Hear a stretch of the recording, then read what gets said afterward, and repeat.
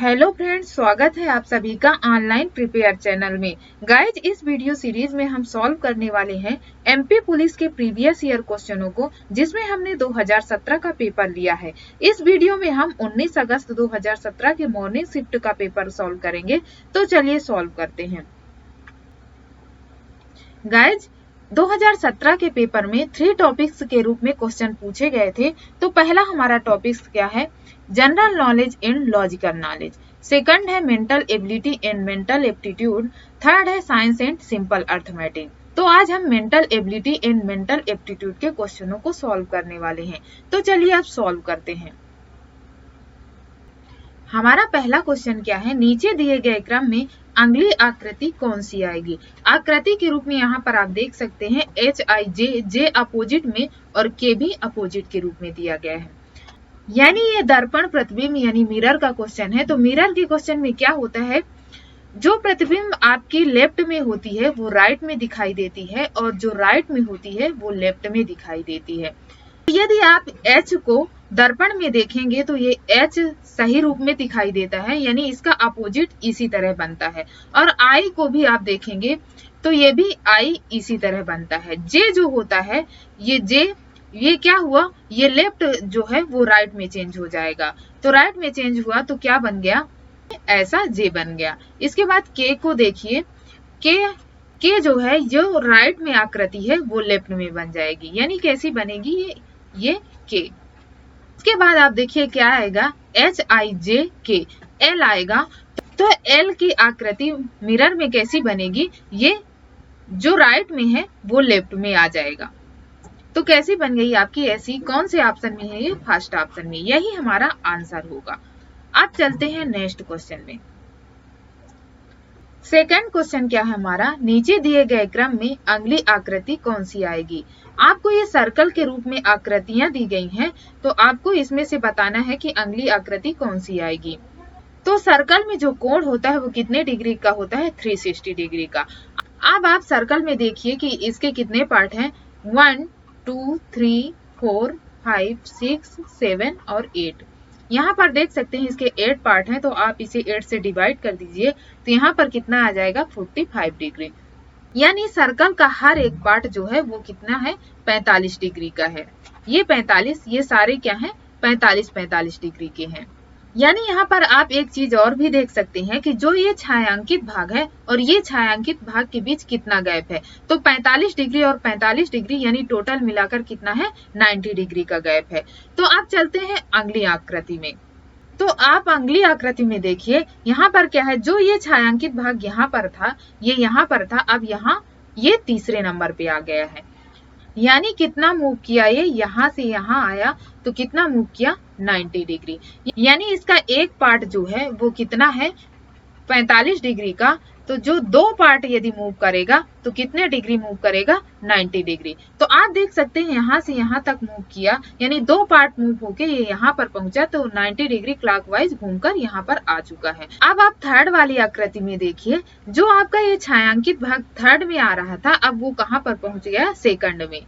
तो वो यहाँ से मूव कर गया यहाँ पर, यानी 45 डिग्री मूव किया। एक पार्ट ही मूव करके गया है तो 45 डिग्री मूव किया, और ये एंटी क्लॉकवाइज मूव हुआ है। ये जो था ये क्लॉकवाइज मूव हुआ था। इसके बाद चलते हैं फोर्थ आकृति में। तो फोर्थ आकृति में आप देखिए, जो आपका ये छायांकित भाग यहाँ था, अब इसका मूव करके यानी दो पार्ट मूव करके ये यहाँ से यहाँ पहुंच चुका है, यानी 90 डिग्री ये क्लॉकवाइज फिर मूव कर गया। तो आप यहाँ पर देख सकते हैं कि जब 90 डिग्री में मूव करता है तो एक क्लॉकवाइज मूव करता है, और जब एंटी क्लॉकवाइज मूव करता है तो 45 डिग्री मूव करता है। तो अब इसकी अगली आकृति क्या आएगी? जो अगली आकृति होगी, अब यहाँ पर आप देख सकते हैं ये छायांकित भाग यहाँ पर पहुंच चुका था। अब हमें 45 डिग्री मूव कराना है एंटी क्लॉकवाइज में, यानी यहाँ से यहाँ पर मूव कराना है। और कितना मूव कराना है? 45 डिग्री में। तो ये कौन से ऑप्शन में आएगा? यहाँ पर देख सकते हैं ये तो होगा नहीं, ये भी नहीं होगा, क्योंकि हमारा इस पार्ट में आएगा ये, तो ये भी नहीं होगा। आप देख सकते हैं ये फोर्थ ऑप्शन हमारा सही ऑप्शन है, यानी इसको हम 45 डिग्री मूव कराएंगे तो हमें ये ऑप्शन मिलेगा। यही हमारा आंसर होगा। अब चलते हैं नेक्स्ट क्वेश्चन में। हमारा क्वेश्चन क्या है? यदि निम्न दो वर्ग अतिव्यापित होते हैं तो निम्न में से कौन सा एक विकल्प बनता है?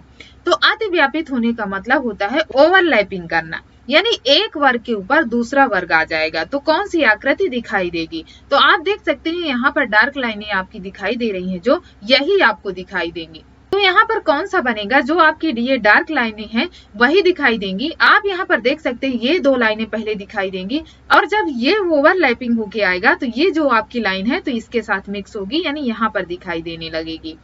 और इसके बाद फिर आपकी ये लाइन, और इसके बाद आपकी ये दो लाइनें ये दिखाई देंगी, इसके बाद ये, और इसके बाद ये। यहाँ पर आप देख सकते हैं ओवरलैपिंग होके यही आपको दिखाई देगा, यानी फर्स्ट ऑप्शन यही हमारा आंसर होगा। अब चलते हैं नेक्स्ट क्वेश्चन में। हमारा फोर्थ क्वेश्चन क्या है? 750 रुपए को ए, बी और सी के बीच इस प्रकार बांटा गया कि ए अनुपाते बी इक्वल टू 5:2 और बी अनुपाते सी इक्वल टू 7:13 है। तो ए को कितने रुपए मिले? ए और बी का अनुपात कितना दिया गया है हमें? 5:2। इसके बाद बी अनुपाते सी, यानी बी का दिया गया है कितना? 7:13। ये किसका है? ये सी का है। तो आप यहाँ पर देख सकते हैं बी की वैल्यू हमें 2 मिल रही है, तो ये 2 नहीं हो सकती, हमें इसे 1 करने के लिए इसे आगे सॉल्व करना होगा। तो आपको इसे कैसे सॉल्व करना है? इस 5 को इस 7 से मल्टीप्लाई करना है, और इस 2 को ऐसे मल्टीप्लाई करना है, यानी 7 से, और फिर इसके बाद इस 2 को 13 से। तो 5 का 7 से मल्टीप्लाई करेंगे तो कितना आएगा? 35। ये क्या होगी? ए की वैल्यू होगी, यानी ये ए का अनुपात होगा। बी का क्या होगा? 7 का 2 के साथ मल्टीप्लाई करेंगे तो कितना आएगा? 14। तो ये आ गया आपका बी का। इसके बाद सी का क्या होगा? 2 का 13 के साथ मल्टीप्लाई करेंगे तो कितना आएगा? 26। यानी ए और बी और सी का ये एक्चुअल अनुपात हमें मिल चुका है। टोटल इसका कितना है? 6, 4, 10 और 5 15 की 5 कैरी 1। इसके बाद 2 और 3, 3, 3, 6 और 1 7, यानी 75 टोटल हमें मिल रहा है किसका? ये अनुपात का। तो यहाँ पर देख सकते हैं 750 रुपए हमें टोटल दिया गया है एबीसी का। तो 750 रुपए हमें क्वेश्चन में दिया गया है, और 75 रुपए टोटल के रूप में हमें अनुपात से मिला है। तो हम क्या करेंगे? इस 75 को इसमें से डिवाइड कर देंगे, और मल्टीप्लाई किससे करेंगे? जो आपको वैल्यू पूछी गई है, यानी ए को कितने रुपए मिले ये आपसे पूछा गया है। तो हम ए का अनुपात हमें कितना मिला है? 35। हम इसी से इसको मल्टीप्लाई कर देंगे। अब इसे सॉल्व करेंगे तो ये क्या जाएगा? 1 टाइम जाएगा, तो यहाँ पर क्या आएगा? 10। तो टोटल सॉल्व होके हमें कितना मिल जाएगा? यानी 10 का 35 के साथ मल्टीप्लाई होगा तो कितना मिलेगा? 350, यानी 350 रुपए। तो कौन से ऑप्शन में है? फोर्थ ऑप्शन में, यही हमारा आंसर होगा। तो हमें इस क्वेश्चन में क्या करना था? हमें ए बी सी के अनुपात दिए गए थे। यहाँ पर आप देखिए बी के अनुपात 2 दिए गए थे, तो क्योंकि हमें एक्चुअल अनुपात ज्ञात करना था तो हमने क्या किया? इसे सॉल्व किया, और ए बी सी के एक्चुअल अनुपात हमें प्राप्त हो गए 35, 14 और 26। तो इसका टोटल हमने किया तो हमें प्राप्त हुआ 75, क्योंकि टोटल के रूप में हमें रुपए दिए गए थे 750 रुपए, और टोटल अनुपात के रूप में हमें कितना मिला था? 75 रुपए। तो हमने 750 को 75 से डिवाइड कर दिया, तो यहाँ पर कितना मिला? 10। और क्योंकि हमें ए को कितने रुपए मिले ये ज्ञात करना था तो हमने 35 लिया, क्योंकि ए का अनुपात हमें कितना मिला था? 35। इससे मल्टीप्लाई करेंगे तो हमें कितना मिल गया? 350, यानी 350 रुपए। यही हमारा आंसर होगा। अब चलते हैं नेक्स्ट क्वेश्चन में।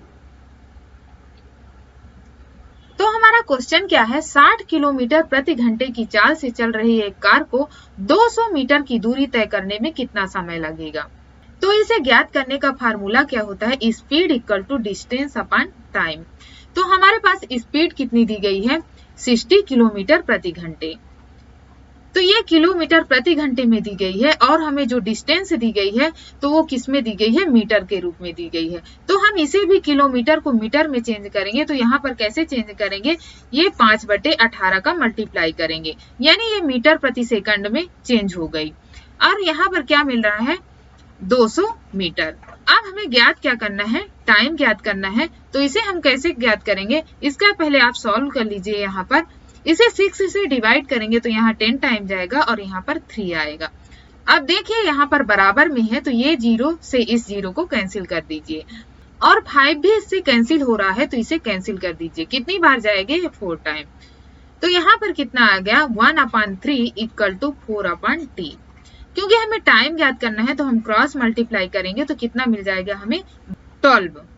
अब क्योंकि 12 जो है वो हमें सेकंड के रूप में मिला है और ऑप्शन में हमें क्या दिया गया है, मिनट के रूप में वैल्यू दी गई है, तो हम इसे मिनट में चेंज करेंगे। तो कैसे चेंज करेंगे, हम इससे 60 से डिवाइड करेंगे तो हमारा मिनट में चेंज होके आ जाएगा। तो यहाँ पर कितना आएगा 1 और यहाँ पर 5, तो कितना मिल गया हमें 1/5, ये मिनट में मिला है। तो कौन से ऑप्शन में, सेकंड ऑप्शन में, यानी यही हमारा आंसर होगा।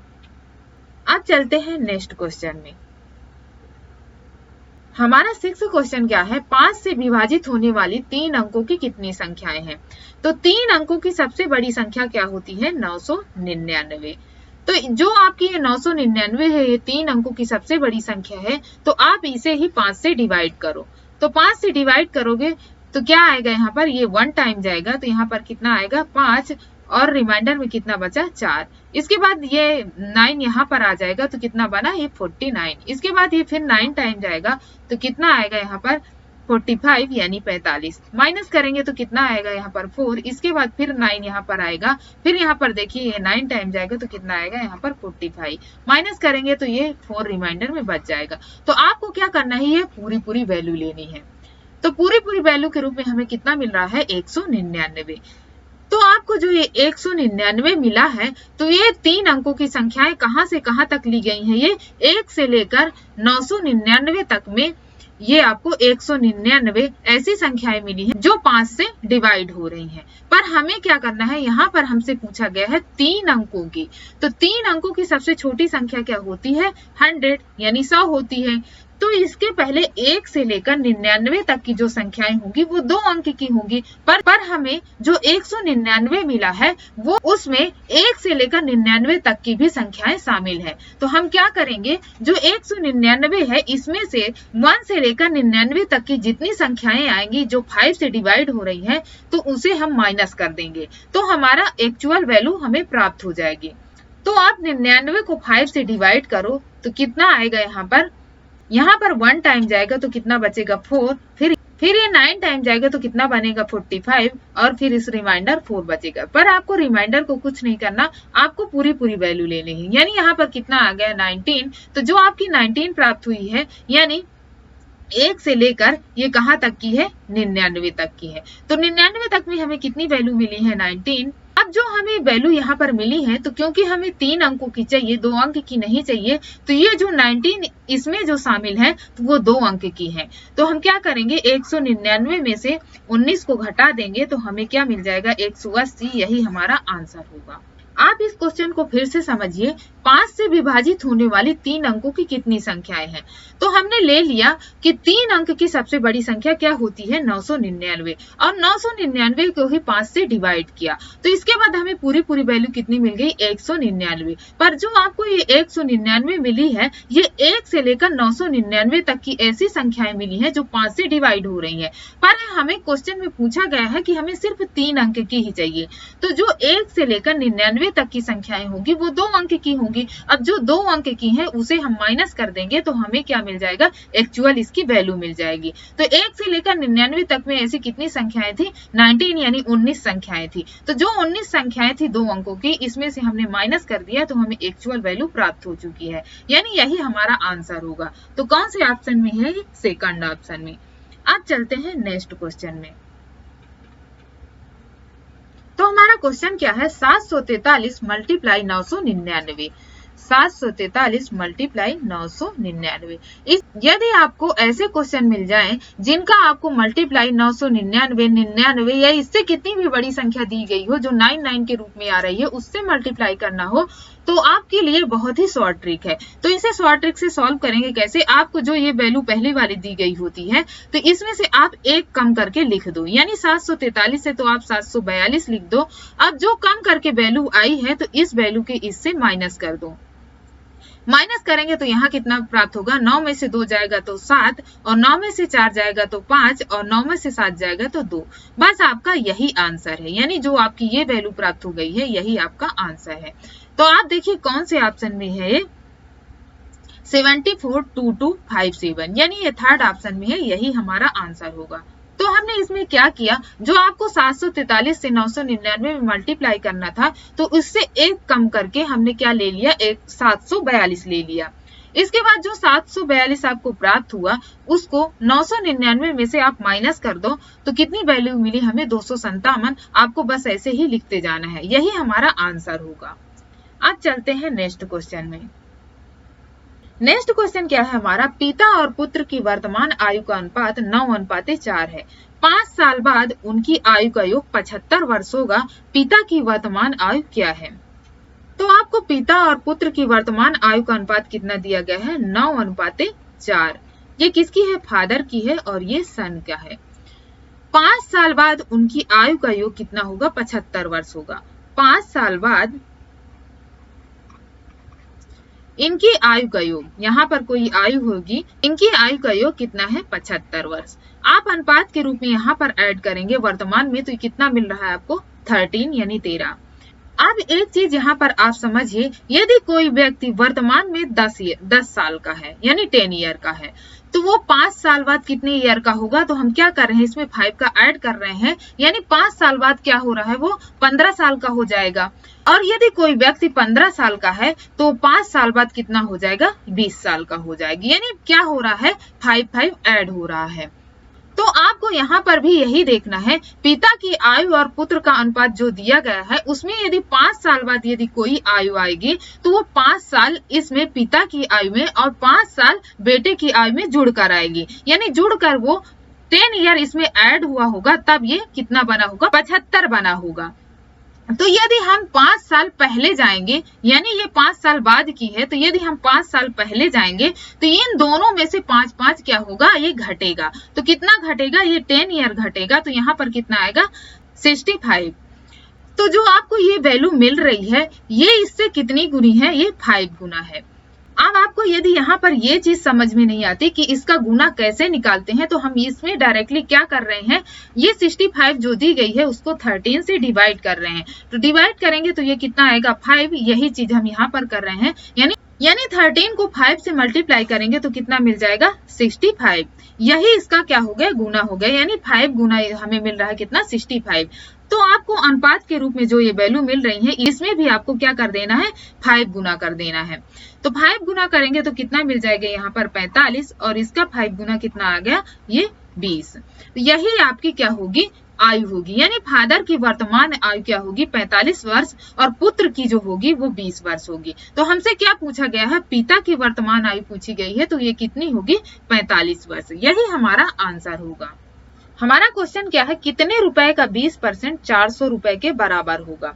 तो कितने रुपए को आप मान लीजिए x का यानी मल्टीप्लाई 20%, तो परसेंटेज है तो नीचे क्या आ जाएगा, 100 बराबर में 400, यानी 400 रुपए के बराबर होगा। इसे आप हल करें तो कितना आएगा, ये 1 और यहाँ पर 5, तो ये x equal to cross multiply करेंगे तो कितना आएगा, 2000। यही हमारा आंसर होगा।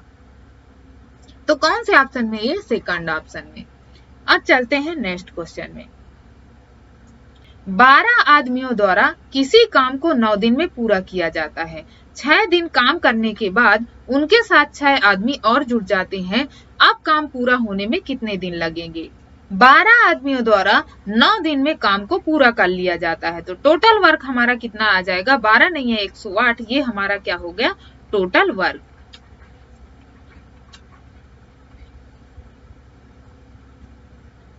इसके बाद 6 दिन काम करने के बाद उनके साथ 6 आदमी और जुड़ जाते हैं, यानी इन 12 आदमियों ने 6 दिन तक काम किया।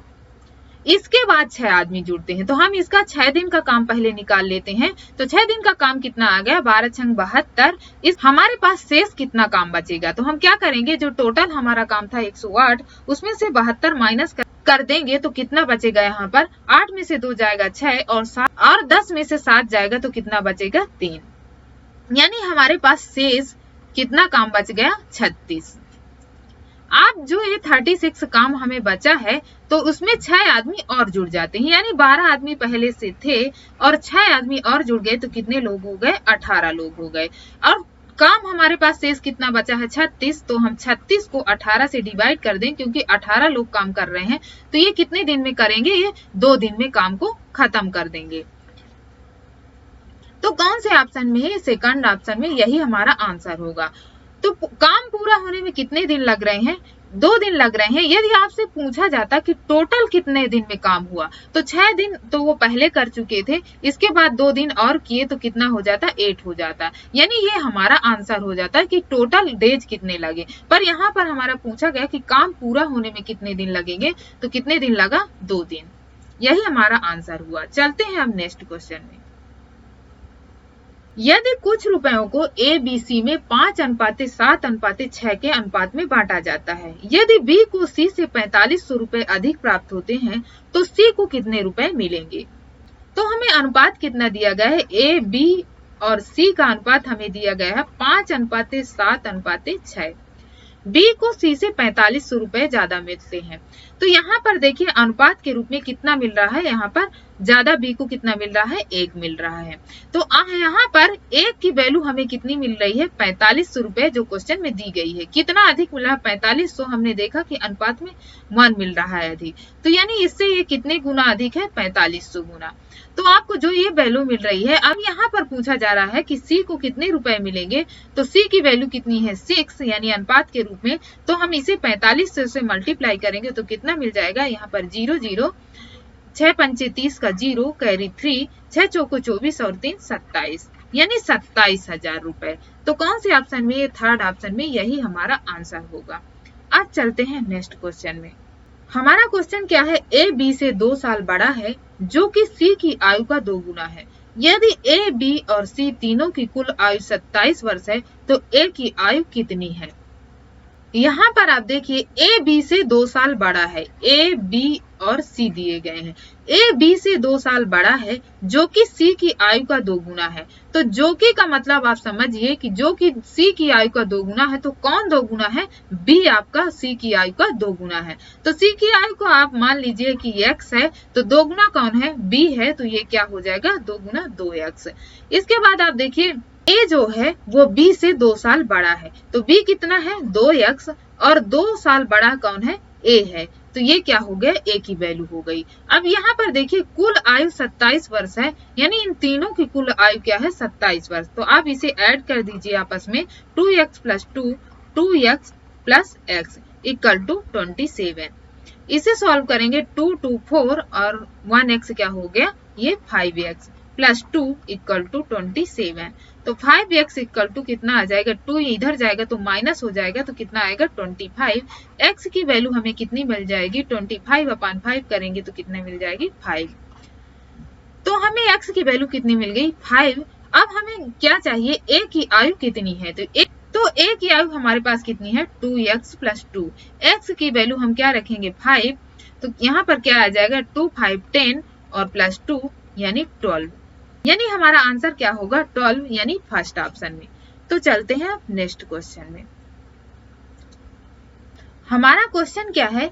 A और B एक साथ किसी काम को 30 दिन में पूरा कर सकते हैं। 20 दिन काम करने के बाद B काम छोड़ देता है। शेष काम को A द्वारा अकेले करने पर 20 दिन का अतिरिक्त समय लगता है। B अकेला उस काम को कितने दिन में पूरा कर पाएगा? तो A और B जो है वो कितने दिन में काम को पूरा कर सकते हैं? 30 दिन में। 20 दिन काम करने के बाद B काम छोड़ देता है, यानी A और B ने साथ में काम करना स्टार्ट किया। A + B, यानी A और B ने साथ में काम करना स्टार्ट किया, और कहाँ तक काम किया? 20 दिन तक, यानी 20 दिन तक उन्होंने साथ में काम किया। इसके बाद काम कितने दिन का बचा? 10 दिन का। 10 दिन का हमारे पास काम बच गया, पर B काम छोड़ देता है। तो B काम यहाँ पर छोड़ दिया, तो यहाँ पर यानी A करेगा। A के द्वारा करने पर 20 दिन का अतिरिक्त समय लगता है, यानी 10 दिन ये और 20 दिन, यानी 10 ये क्या हो गया? टोटल 20 दिन का। A के द्वारा 20 दिन का समय लगता है अतिरिक्त।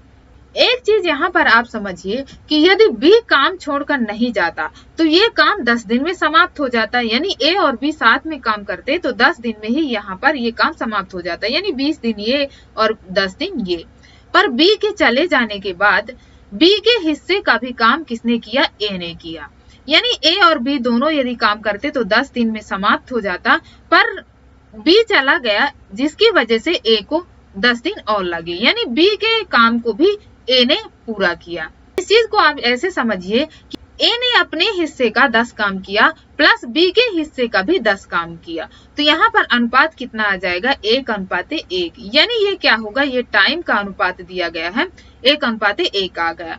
और इफिशियंसी इसका उल्टा हो जाएगा, यानी क्षमता, तो क्या हो जाएगा, उल्टा होगा, तो क्योंकि 1:1 ही है तो यहाँ पर क्या आ जाएगा 1:1। तो दोनों की क्षमता कितनी हो गई 2, यानी 2 इनकी क्षमता है। 30 दिन तक यदि काम ये पूरा करते तो ये काम पूरा हो जाता है, यानी टोटल वर्क कितना है 60। ये क्या हो गया, हमारा टोटल वर्क निकल आया। इसके बाद पूछा गया है कि बी अकेला उस काम को कितने दिन में पूरा करेगा। तो बी की क्षमता कितनी है 1 और टोटल काम हमारे पास कितना है 60। तो हम 60 को यानी टोटल वर्क को 1 से डिवाइड कर दें, यानी इसकी क्षमता से, तो हमें मिल जाएगा कितना 60 दिन, यानी 60 डेज। यानी बी अकेला उस काम को करता तो 60 दिन में पूरा कर लेता, क्योंकि वो एक दिन में, उसकी क्षमता 1 है, एक दिन में 1 काम करता है, तो वो 60 काम को 60 दिन में कर लेता। यही हमारा आंसर होगा। कौन से ऑप्शन में, फर्स्ट ऑप्शन में। चलते हैं अब नेक्स्ट क्वेश्चन में। हमारा 14 क्वेश्चन क्या है, एक व्यापारी 4800 रुपए के अंकित मूल्य की एक वॉशिंग मशीन को 15% और 5% की क्रमिक छूटों पर खरीदता है। यदि वह 124 रुपए इसके परिवहन पर खर्च करता है और इसे 13% के लाभ पर बेचता है, तो वॉशिंग मशीन का विक्रय मूल्य क्या है। अंकित मूल्य कितना दिया गया है 4800 रुपए।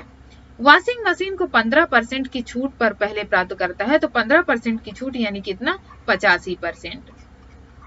85% में उसे मिल रहा है। इसके बाद 5% की छूट देता है, यानी 95% में देता है। तो ये हमारा क्या हो जाएगा, ये हमारा सीपी हो जाएगा। इसे सॉल्व करेंगे, 2 जीरो से 2 जीरो कैंसिल कर दीजिए। इसके बाद दीजिए 5 से कैंसिल हो रहा तो कर दीजिए यहाँ पर 17 पना 85 और 20 पंचे 100, फिर 19 पना 95 और 5 20। ये 4 से ये कट रहा है तो कैंसिल कर दीजिए, 4 एक कम 4, 4 दूना 8। तो कितना मिल गया यहाँ पर 12 मल्टीप्लाई 17 मल्टीप्लाई 19। इसका आपस में मल्टीप्लाई करें तो क्या 12 का 17 के साथ करें तो कितना 12 सत्ते 84 की 4 और कैरी 8, 12 एक कम 12 और 8 20, यानी 204 और मल्टीप्लाई में क्या है 19 है। 19 चौक 76, तो यहाँ पर क्या है 6 और कैरी 7। 19 का 0 के साथ करेंगे तो 0 प्लस 7, यहाँ पर क्या आ जाएगा 7। तो 19 दूना 38, कितना मिल गया 3876, यानी 3876। तो ये क्या हो गया आपका, ये सीपी हो गया 3876। पर इसके बाद आप देखिए वह 124 रुपए इसके परिवहन पर खर्च करता है, यानी जो परिवहन पर खर्च किया तो वो भी किस में ऐड होगा, ये सीपी में ऐड होगा। तो 124 रुपए इसमें ऐड करेंगे तो कितना आ जाएगा 4000। ये क्या हो जाएगा आपका सीपी हो जाएगा। इसके बाद देखिए कि 13% के लाभ पर बेचता है, तो आप इसका 4000 का 13% निकाल दीजिए, तो ये निकल आएगा कि उसको प्रॉफिट कितना हुआ। 13% निकालेंगे तो कितना आएगा, यहाँ पर 13 का 0 के साथ करेंगे तो 0 और 13 चौक 52, यानी 520। 520 आपको मिल रहा क्या है, ये आपका ये प्रॉफिट है। अब जो आपको प्रॉफिट मिला है तो आपको ज्ञात क्या करना है, विक्रय मूल्य ज्ञात करना है। तो आपका जो कॉस्ट प्राइस था कितना था, यानी क्रय मूल्य 4000, तो उसमें आपको जो प्रॉफिट हुआ है 520 का, उसमें ऐड कर दीजिए तो आपको आंसर मिल जाएगा, यानी 0, 2, 5 और 4, यानी 4520 रुपए। यही हमारा आंसर होगा। कौन से ऑप्शन में, सेकंड ऑप्शन में। अब चलते हैं नेक्स्ट क्वेश्चन में। स्थिर जल में एक नाव की चाल 10 किलोमीटर प्रति घंटा है और धारा की चाल 5 किलोमीटर प्रति घंटा है। धारा की विपरीत दिशा में 5 किलोमीटर की दूरी तय करने में नाव को कितने मिनट लगेंगे। तो आप नाव की चाल को मान लीजिए u और धारा की चाल को मान लीजिए v। तो आपको नाव की चाल कितनी दी गई है 10 किलोमीटर प्रति घंटा और धारा की चाल कितनी दी गई है 5 किलोमीटर प्रति घंटा। धारा की विपरीत दिशा में 5 किलोमीटर की दूरी तय करने में नाव को कितने मिनट लगेंगे। तो धारा की दिशा में इसकी चाल कितनी होगी 15 किलोमीटर प्रति घंटा। तो हमें चाल कितनी मिल गई 15 किलोमीटर प्रति घंटा और दूरी कितनी ज्ञात करनी है 5 किलोमीटर की।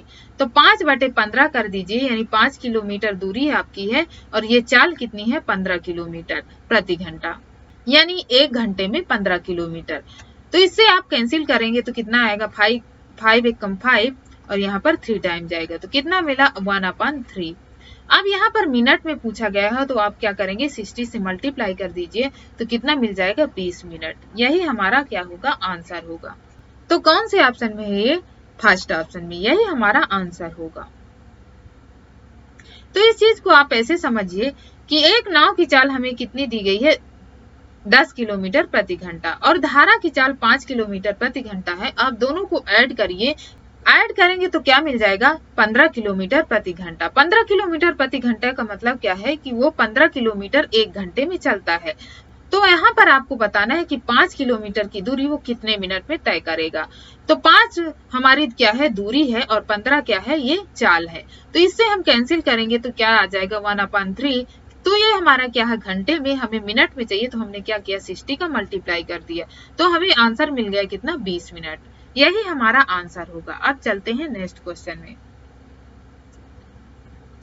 दो व्यक्तियों की आयु का अंतर 2 वर्ष है। यदि उनकी आयु का योग 144 के वर्गमूल के बराबर है तो दोनों में बड़े वाले की आयु कितनी है।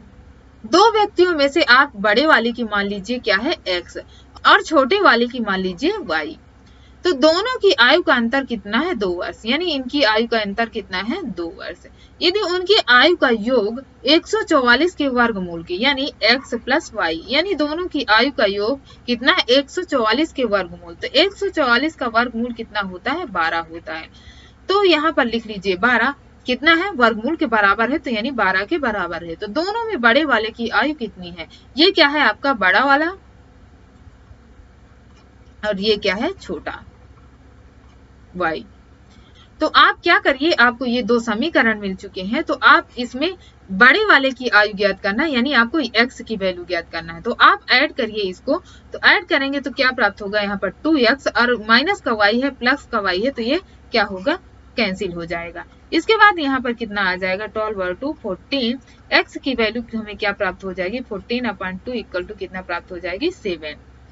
आप देख सकते हैं यहाँ पर बड़े वाले की आयु हमें प्राप्त हो चुकी है यानी 7। कौन से ऑप्शन में, ये थर्ड ऑप्शन में, यही हमारा आंसर होगा। अब चलते हैं नेक्स्ट क्वेश्चन में। ए की आयु उसके पुत्र की आयु की 6 गुना है। ए के पिता की आयु उससे 40 वर्ष अधिक है। उन सब की कुल आयु 118 वर्ष है। ए की आयु कितनी है। तो यहाँ पर कौन कौन है, ए है, ए का पुत्र है, ए का पुत्र और ए का पिता, ए का पिता।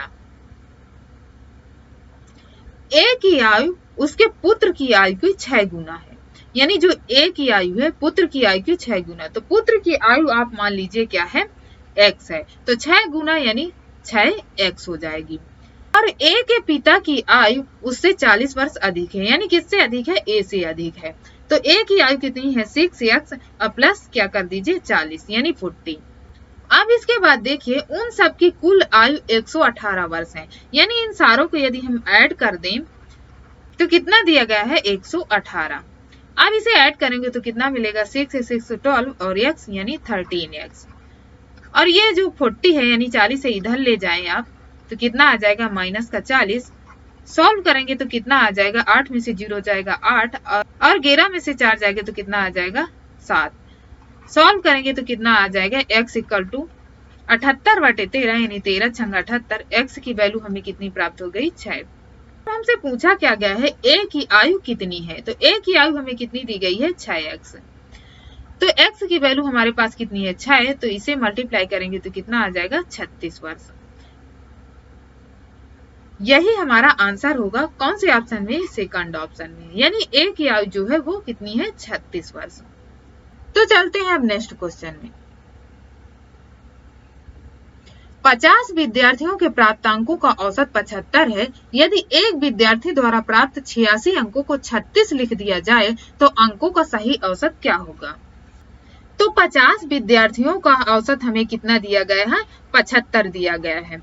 यानी इस चीज को आप ऐसे समझिए कि 75 आपका कब आया होगा जब 50 विद्यार्थियों में से हर एक विद्यार्थी ने लगभग 75 अंक प्राप्त किए होंगे, तभी आपका ये 75 औसत के रूप में आया होगा।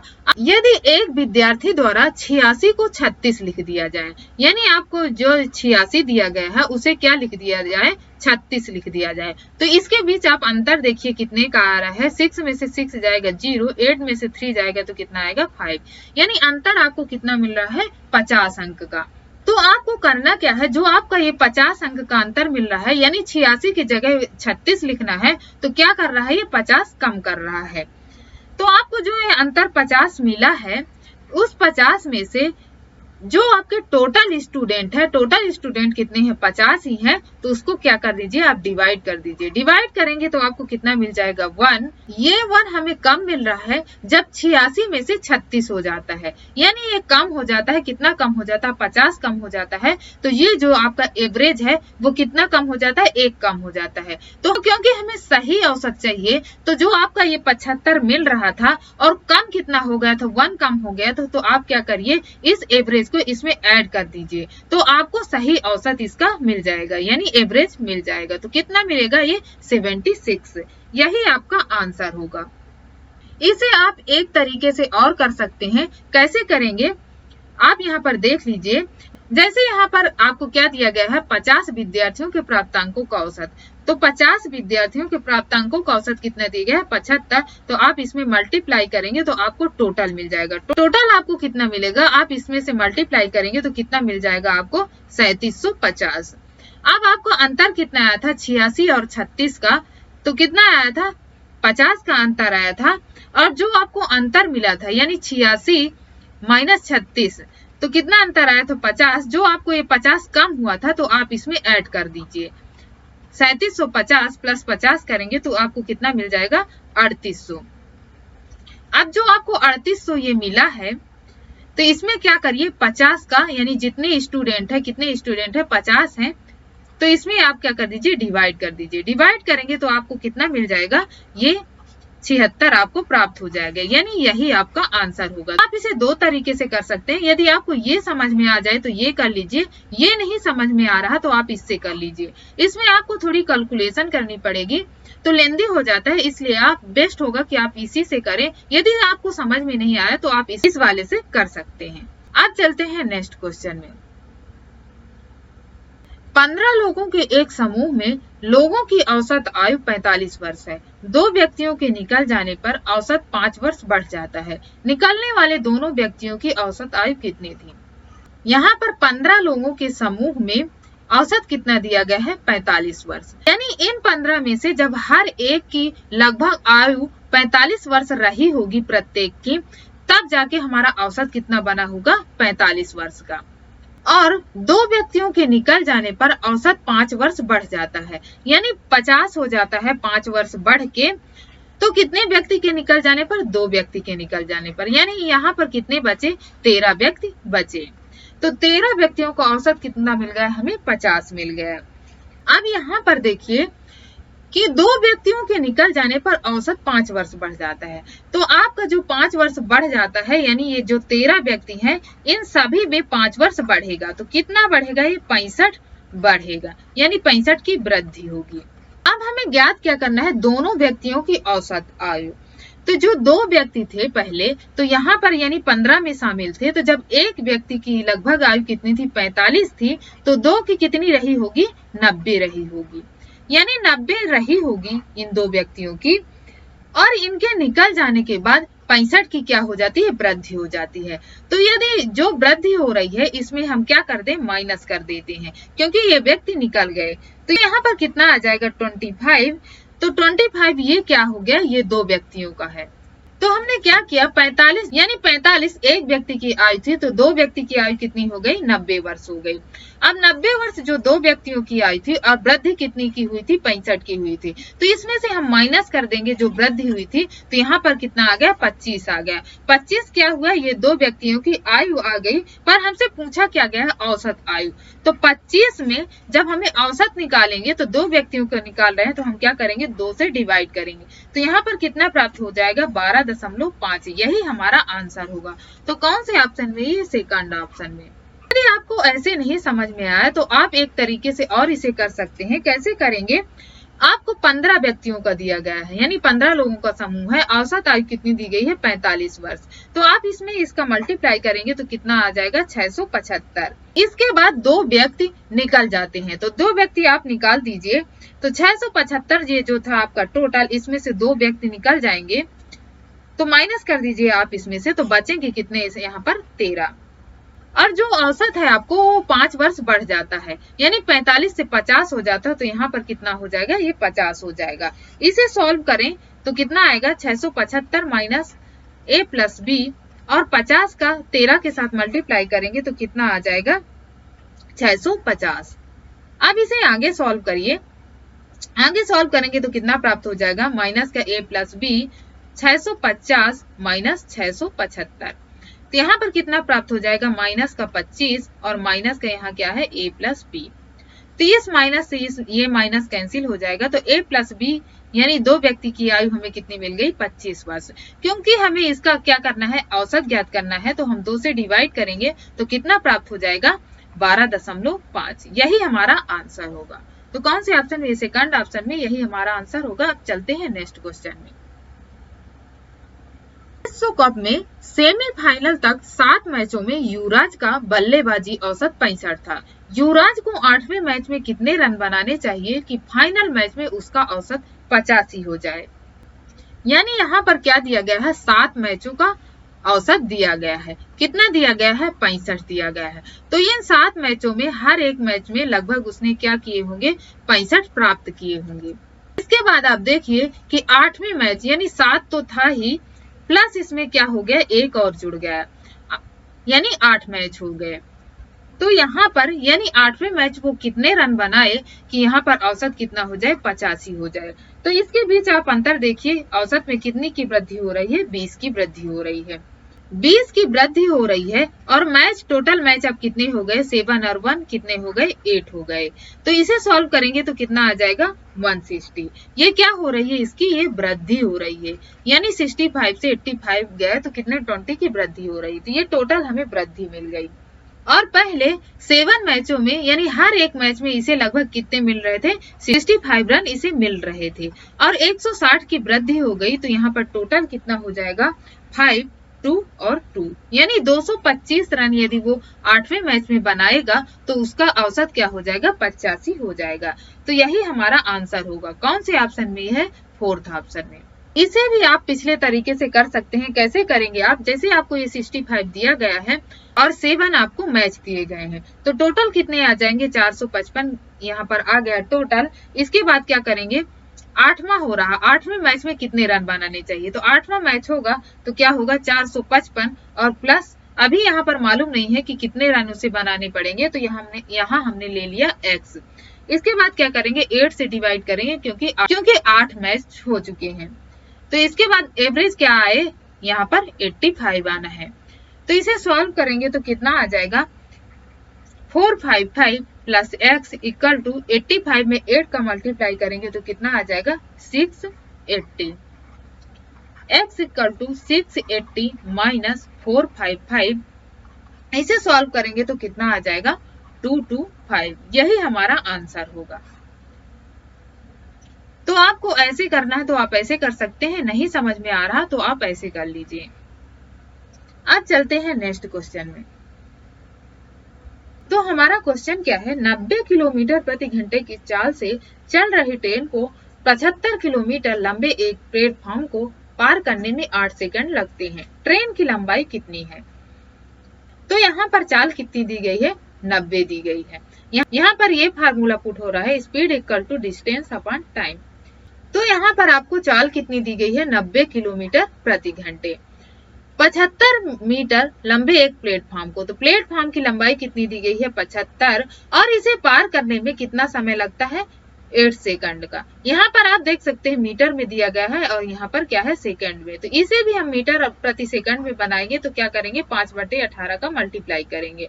अब देख सकते हैं कि ट्रेन की लंबाई आपको ज्ञात करना है, तो ट्रेन की लंबाई क्या करेंगे प्लेटफॉर्म की लंबाई में हम ऐड कर देंगे। तो इसे हम सॉल्व करते हैं। इसे सॉल्व करेंगे तो ये क्या होगा 18 पंचे 90, यहाँ पर कितना आ जाएगा 5 पचम 25, और ये क्रॉस मल्टीप्लाई होके कितना आ जाएगा 8, और ये यहाँ पर कितना है 75 प्लस x। 25 का 8 के साथ मल्टीप्लाई करेंगे तो कितना आ जाएगा 200। और ये 75 इधर प्लस का है तो इधर आएगा तो कितना हो जाएगा माइनस का हो जाएगा, और हमें x की वैल्यू फाइंड करनी है। तो 200 में से 75 जाएगा तो कितना आ जाएगा यहाँ पर 125। ये क्या हो जाएगी आपकी ट्रेन की लंबाई हो जाएगी, यही हमारा आंसर होगा। तो कौन से ऑप्शन में? ये फर्स्ट ऑप्शन है। तो इसमें हमने फार्मूला क्या पुट किया था, speed equal to distance upon time. अब चलते हैं नेक्स्ट क्वेश्चन में। तो हमारा 22 क्वेश्चन क्या है, निम्न में दिए गए 4 पतों में से नीचे दिए गए पते के ठीक समान कौन सा एक नहीं है। यानी आपको ये पता दिया गया है, ये पता दिया गया है, इसमें आपको 4 ऑप्शन दिए गए हैं, तो आपको इसमें से बताना है कि कौन सा पता सही नहीं है। तो सिर्फ आपको इसमें मिलान करना है, जिसमें आपका मिल नहीं रहा है यानी कुछ गलत दिया हुआ है वही आपका ऑप्शन होगा। तो इसे आप स्वयं से कर सकते हैं। अब चलते हैं नेक्स्ट क्वेश्चन में। 50 रुपए प्रति किलोग्राम वाले नमक को 80 रुपए प्रति किलोग्राम वाले नमक में किस अनुपात में मिलाया जाए कि निर्मित मिश्रण की कीमत 60 रुपए प्रति किलोग्राम हो जाए। तो इसमें आपको क्या करना है, 50 रुपए प्रति किलोग्राम वाले नमक को 80 रुपए प्रति किलोग्राम वाले नमक के साथ मिलाना है और निर्मित मिश्रण की कीमत कितनी है 60 रुपए प्रति किलोग्राम। तो आप इसे सॉल्व करें तो आप इसमें से इसे माइनस करेंगे तो कितना आ जाएगा 20 आ जाएगा, और यहाँ पर 60 में से 50 को माइनस करेंगे तो कितना आ जाएगा 10 आ जाएगा। यहाँ पर देख सकते हैं ये अनुपात के रूप में मिल रहा है, इसे 0 से 0 कैंसिल कर दीजिए, यानी कितना मिल जाएगा आपको 2:1। यही आपका आंसर होगा। तो कौन से ऑप्शन में? ये सेकंड ऑप्शन में। अब चलते हैं नेक्स्ट क्वेश्चन में। हमारा क्वेश्चन क्या है, दी गई श्रृंखला का योग ज्ञात कीजिए। यानी आपको ये वैल्यू दी गई है, इसे आपस में आपको क्या करना है, प्लस करना है। प्लस करेंगे तो आपको ये वैल्यू मिल जाएगी। तो आप प्लस बहुत ही आसानी से कर सकते हैं, इसे बताने की आपको आवश्यकता नहीं है। चलते हैं नेक्स्ट क्वेश्चन में। क्वेश्चन क्या है हमारा, औसत निकालिए। तो संख्याएं आपको कितनी दी गई हैं, 62 प्लस 54 प्लस 44 और प्लस 36 प्लस 28 और प्लस 22। तो औसत कैसे निकालते हैं, सभी संख्याओं का योग बटे कुल संख्याओं की संख्या। तो संख्याएं हमारे पास कितनी है, 3 3 6 यानी 6 संख्याएं हैं। तो आप क्या करें, इसको पहले प्लस कर लीजिए और फिर 6 से डिवाइड कर दीजिए। तो प्लस करें, 2 8 10 10 6 16 16 4 20 4 24 2 26। 26 के क्या आएगा, 6 कैरी में 2 जाएगा। 2 2 4 3 5 2 2 4 3 7 4 11 11 5 16 और 16 6 22 और 22 2 24। यानी कितना मिल गया यहाँ पर 246 बटे 6। तो कितना आएगा, इसे सॉल्व करेंगे तो 6 चौको 24 6 एकम 6, कितना मिल गया 41 यानी 41। यही हमारा आंसर होगा। कौन से ऑप्शन में? फोर्थ ऑप्शन में। आज चलते हैं नेक्स्ट क्वेश्चन में। एक परीक्षा में 36% विद्यार्थी अंग्रेजी में, 40% विद्यार्थी हिंदी में फेल हो गए। यानी दोनों विषयों में फेल विद्यार्थी 20% हैं, तो पास हुए विद्यार्थियों का प्रतिशत। तो आपको यहाँ पर क्या ज्ञात करना है, पास हुए विद्यार्थियों का प्रतिशत बताना है। यहाँ पर देखिए 36% विद्यार्थी अंग्रेजी में और 40% विद्यार्थी हिंदी में फेल हो गए। आप इस सर्कल को मान लीजिए कि ये क्या है, इंग्लिश का सर्कल है और ये क्या है, हिंदी का सर्कल है। ये इंग्लिश और ये हिंदी। तो 36% विद्यार्थी अंग्रेजी में, 40% विद्यार्थी हिंदी में फेल हो गए। दोनों विषयों में फेल विद्यार्थी कितने हैं, 20%। यानी 20% ऐसे विद्यार्थी हैं जो दोनों में यानी इंग्लिश और हिंदी दोनों में फेल हो गए। अब 36% विद्यार्थी अंग्रेजी में फेल हो गए, तो यहाँ पर 20% पहले से आ चुका है, तो बचेगा कितना 16%। यानी दोनों मिला के कितना हो गया, ये 36%। अब देखिए क्योंकि ये पूरा सर्कल जो आ रहा है, इतना क्या आ रहा है, ये इंग्लिश के अंदर आ रहा है और यहाँ से यहाँ तक ये पूरा क्या जाएगा, हिंदी में जाएगा। 40% विद्यार्थी हिंदी में फेल हो गए, तो जब 20% यहाँ पर आ चुका है तो यहाँ कितने बचेगा 20%, यानी 20% हिंदी का आ गया।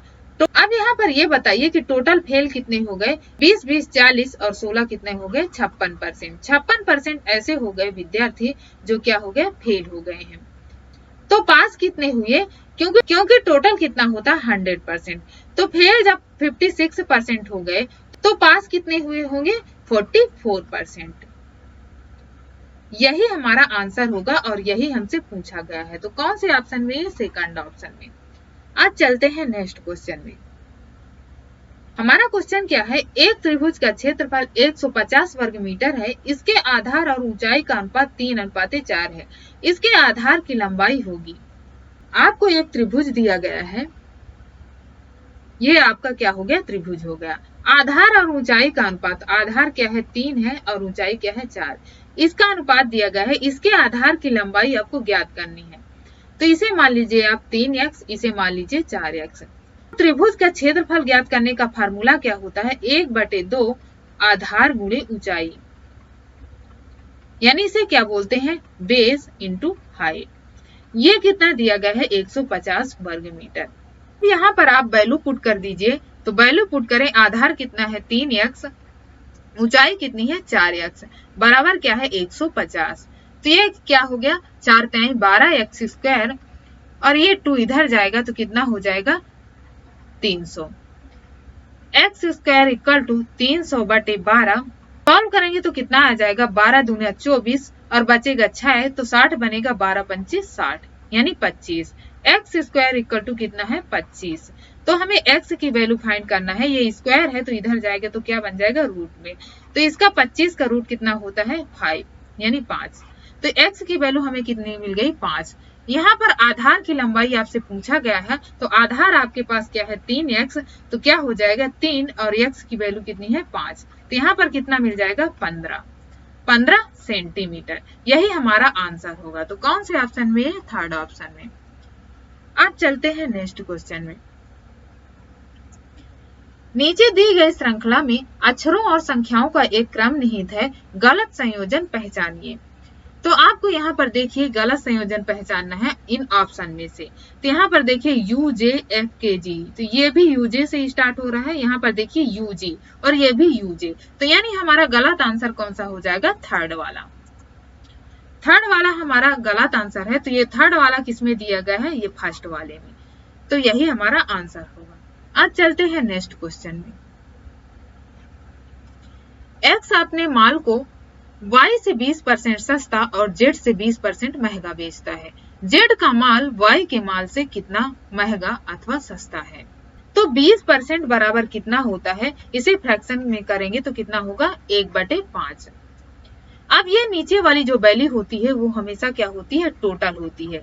जो बढ़ता और घटता है ये ऊपर वाली यानी अंश की वैल्यू में होती है। तो अब यहाँ पर देखिए X अपने माल को Y से 20% सस्ता और Z से 20% महंगा बेचता है, यानी जो X का कंपैरिजन हो रहा है वो किससे हो रहा है, Y और Z से हो रहा है।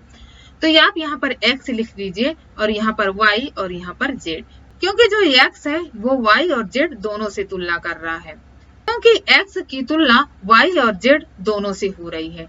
तो X क्या कर रहा है, Y से 20% सस्ता, Y से 20% सस्ता, यानी आप Y की वैल्यू यदि 5 मान ले तो 20% सस्ता, यानी क्या हो रहा है, ये 1 वैल्यू जो है वो घट या बढ़ रही है। तो कितना कम हो रहा है, 1, यानी 4 में बेचेगा। यदि हम Y की वैल्यू 5 मान लें तो 1 की कमी, यानी ये 4 हो गया इसका X की वैल्यू। अब यहाँ पर देखिए Z से 20% महंगा, यानी जो X है वो Z से 20% महंगा। तो Z को यदि हम 5 मान लें तो 20% महंगा, यानी 5 में से 1 का महंगा कितने में बेचेगा, 6 का। बस आप इसे एक्चुअल अनुपात इसका ज्ञात कर लीजिए। तो क्या होगा, इसका आपस में इनका ऐसे मल्टीप्लाई करना है, इसका ऐसे और इसका ऐसे। तो 5 का 6 के साथ मल्टीप्लाई करेंगे तो कितना आएगा 30, और 4 का 6 के साथ यानी 24, और 4 का 5 के साथ यानी 20। अब यहाँ पर देख सकते हैं ये आपको अनुपात मिल रहा है। अब इसमें जो आपको कैंसिल हो रहा है तो आप कैंसिल कर दीजिए यहाँ पर। तो 2 से कैंसिल हो रहा है तो कैंसिल कर दीजिए। यहाँ पर कितना आएगा 15, यहाँ पर 12 और यहाँ पर 10। तो इसे हमने कैंसिल कर दिया। अब देखिए आपको अनुपात में कितना मिल गया, 15:12:10। अब यहाँ पर पूछ रहा है Z का माल Y के माल से कितना महंगा है। तो ये Z का माल हो गया और ये Y का माल हो गया। तो इन दोनों के बीच आप देखिए कि कितना अंतर है, 5 का अंतर है। 5 का अंतर है Z का माल Y के माल से। Y के माल से निकालना है तो Y का माल कितना है 15। क्योंकि हमें परसेंटेज में ज्ञात करना है तो हम क्या करेंगे, 100 का मल्टीप्लाई करेंगे। अब इसे सॉल्व करें तो कितना आएगा, 1/3 यहाँ पर आ जाएगा, और आगे सॉल्व करेंगे तो कितना आ जाएगा 33.33%। यही हमारा आंसर होगा। यानी जेड का माल वाई के माल से 33.33% सस्ता है। तो कौन सा ऑप्शन हमारा सही ऑप्शन होगा? ये फर्स्ट वाला, यही हमारा आंसर होगा। अब चलते हैं नेक्स्ट क्वेश्चन में। 2004 में एक नई शर्ट की कीमत 250 रुपए थी, जबकि 2005 में यह 400 रुपए हो गई। 2004 से 2005 के दौरान शर्ट की कीमत में कितने प्रतिशत की बढ़ोतरी हुई? तो 2004 में शर्ट की कीमत कितनी थी? 250 रुपए, और 2005 में ये कितनी हो गई? 400 रुपए। तो 2004 से 2005 के दौरान कितनी बढ़ोतरी हुई? तो कितनी बढ़ोतरी हुई इसका आप डिफरेंस देख लीजिए। तो डिफरेंस कितना आ जाएगा? 150 रुपए का। अब हमें परसेंटेज में क्योंकि चाहिए, तो हम क्या करेंगे, बढ़ोतरी कितनी की हुई? 150 की, और किस में बढ़ोतरी हुई? 250 में। यानी 250 में बढ़ोतरी हुई किसकी? 150 की। परसेंटेज में ज्ञात करने हैं तो हम क्या करेंगे? 100 का मल्टीप्लाई करेंगे। अब इसे सॉल्व करेंगे तो कितना आ जाएगा? 25 चौको 100, यानी 15 चौको 60%। यही हमारा आंसर होगा। कौन से ऑप्शन में? फर्स्ट ऑप्शन में। तो फ्रेंड्स, आज के इस वीडियो सीरीज में बस इतना ही। यदि आपको यह वीडियो अच्छा लगा हो तो प्लीज लाइक करें, अपने दोस्तों के साथ शेयर करें, और यदि आपने हमारे चैनल को अभी तक सब्सक्राइब नहीं किया तो प्लीज सब्सक्राइब जरूर करें। Thank you, thanks for watching.